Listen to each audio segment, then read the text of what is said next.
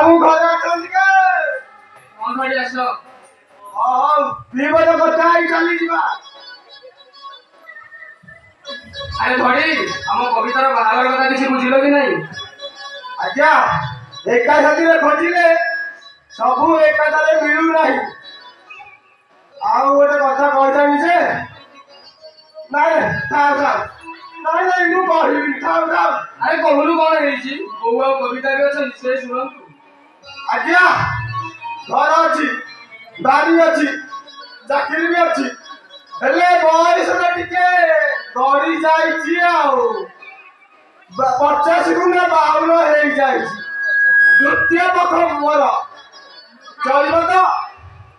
ଭାଇ ମୋର ସେଠି ବାହାଘର ନାହିଁ, ମୁଁ ଆଜୀବନ ଅବିବାହିତ ରହିପାରିବି। ବୋଉ ଚାଲ ଆମେ ଏଠୁ ଚାଲିଯିବା।